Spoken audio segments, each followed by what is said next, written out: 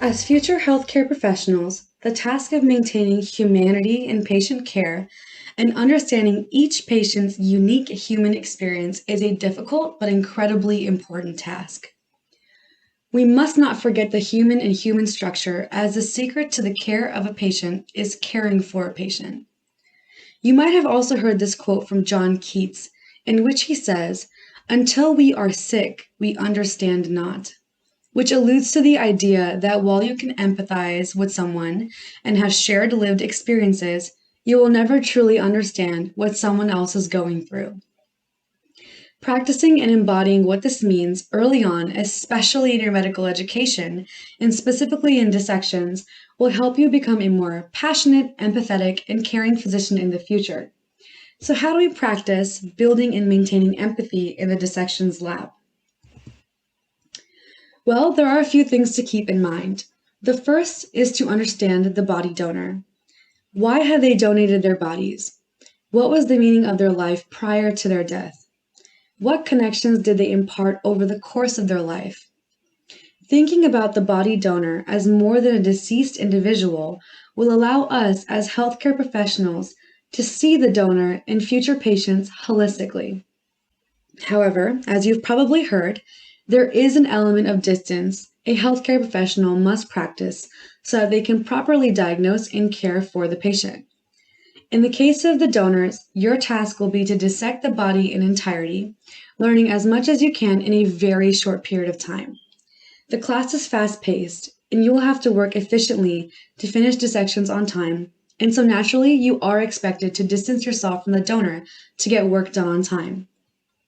In distancing yourself, a lot of students have said that using humor, working with friends, or listening to music are really effective strategies. However, as future healthcare professionals, it is our job to ensure that we find the line between distancing and dehumanizing the patient, or in this case, the donor, so that we can continue to respect and treat the patient or donor holistically. So while as curious medical students, we might be really interested in the problem, we have to remember that their affliction or their cause of death is not the definition of their existence.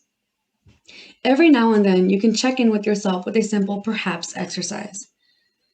Perhaps his 90-year-old donor's name was Rob. Perhaps Rob liked to play golf on the weekends. Perhaps Rob even worked in healthcare. It's definitely difficult to find that line between distancing and dehumanizing, but over time and with enough practice and experience, it will become easier. You are always encouraged to reach out to other students, faculty, and staff to ask them how they learned these skills as well. Another tenet of medical practice is professionalism. Some of you might be familiar with this slide. It's taken directly from the IUSM core competencies. In this case, we consider the donor to be the patient and apply as many points of this competency as we can to the practice of dissections. As a professional, you must ensure the respect and dignity of the donor and demonstrate compassion, honesty, integrity, respect, responsibility, and self-discipline in your relationships with your colleagues and peers, regardless of gender, age, culture, race, ethnicity, religion, sexual orientation, disability, socioeconomic status, native language, or role. It is also your responsibility as a future healthcare professional to ensure that professionalism is being upheld in the workplace. If you see or experience behavior that makes you uncomfortable or makes you question its ethicality, you are well within your rights to speak up to your advisor or your professors. You might also want to pause this video right here and read through these competencies, especially the highlighted portions. Speaking of resources, if you need any assistance throughout lab or would like a safe place to talk about and analyze dissection experiences, you're encouraged to reach out to your colleagues, professors, and advisors. Kelsey Byers is also available to you for any questions or concerns. There is a program called The Spirit of Medicine where you can come in and share your thoughts with other students as well as read some texts, like the ones listed on this slide, and discuss them. Dr. Emily Beckman and Dr. Richard Gunderman lead this program. Additionally, Dr. Peter Schwartz will be leading a seminar this fall about donation and dissections in the Ethics Student Interest Group. You can also participate individually by writing and submitting a letter to the donor families and attending a Service of Gratitude event in spring. You can also read other texts written by physicians who are in the same boat as you, like Being Mortal or When Breath Becomes Air, or check out some of the quick reads linked on this Canvas page. Online forums and other blog posts from current or former medical students might help as well.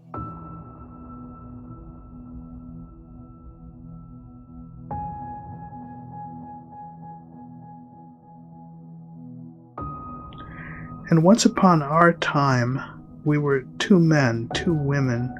Heart or lung did us in, old. Me, my 99 years. Here in the lab, they're told that. So, do I win something? Me, third in line on these tables? Only before they cut, they imagine we imagined them, imagining us as we made this offering for all humankind, our signing the paper, desk of black wood and chrome.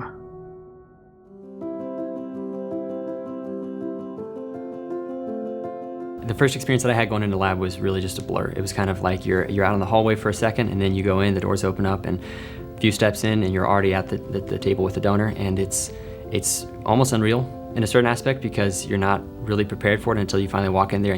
When I walked into lab for the first time, I thought my donor looked a little unreal, almost like an incredibly realistic sculpture.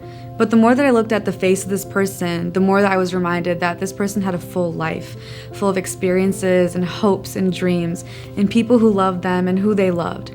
I remember just approaching lab just in awe and wonder and excitement and nervousness and not really knowing what I was doing. And something that's really important to me is my faith. And I remember just being drawn to want to pray. It's okay to honor the donor and stop and take time to acknowledge the moment and acknowledge the opportunity. And if you're a person of faith, feel the freedom to pray. If something else is important to you or you're compelled to honor in another way, that's incredible as well. There were certainly some fears and concerns I had going into dissection lab beforehand, and primarily those were my own unsurety of how I would react, because there's a great deal of the unknown, and when you approach something that you've never approached before, you don't really know how you're going to react. And so in that regard, I wasn't really sure, and it was definitely a learning experience, and you kind of have to learn in there, which is new and exciting, but at the same time it can be intimidating for some individuals. For the students feeling overwhelmed, the one advice I suppose I can give is to just talk about it, whether with the second years or with your fellow classmates or with the faculty. Talking about it with someone is going to help a lot. I found a lot of help from the second years, but I also did find a lot of help from my fellow classmates because, they also were feeling pretty much the same stuff that I was feeling. They had the same nervousness, they had the same thoughts, they had the same concerns about being overwhelmed. And so, when you talk to other people about your concerns, you realize that you're not alone in feeling like this. As a non-traditional student, I was really worried that I wouldn't be on the same level as my classmates who had a lot more dissection experience. The most I had done is dissect a frog in high school, and that was it. But really, you're on the same playing field when you go in there, and even if you're not, your lab partners are typically supportive people to turn to and help you through the experience. It's important to be receptive of your peers during lab, whether that means receptive of their emotions, their concerns. If one of your peers isn't comfortable doing a certain part of the dissection, maybe step in if you are comfortable in doing that, because at the end of the day, you don't know what your classmates are going through. They could be dealing with something else that's hindering them or keeping them back from fully participating in lab, and just try to be understanding of that. Med school is hard, and for some people, I know it was for me, the tendency in that situation is to isolate because you think, oh look, it's better if I take some time away to handle this by myself. But honestly, that's not the best approach, because there is a lot that you have to face in med school, and you really can't do it on your own. And when you talk to other people, you get to realize that, what you're feeling, everyone else is feeling to some extent. It's important to respect donors because they could have done anything with their body, what they wanted to. They could have been cremated or put rest next to their family, but instead they chose to, donate their body to science and kind of give us an opportunity to learn. So I feel like we always should keep that in the back of our head and respect that. Frankly, it means a lot that someone would care enough about my education and about my ability to assist somebody else in the future that they don't even know me, they won't even know the people I treat, but their doing so gives me the ability to treat people in a way and care for them that they perhaps never could have imagined. The gift of donation is truly a selfless act, and that selfless act is just outstanding. I have really no words in expressing my gratitude to that act itself. The fact that a person would choose to donate their body to science so that I could learn from it as a student to help future patients is just awe-inspiring, and I'm just really grateful for the donor and their families for allowing us to have that opportunity. Dissection is critically important, and you gain a lot from dissection that you don't gain from anything else.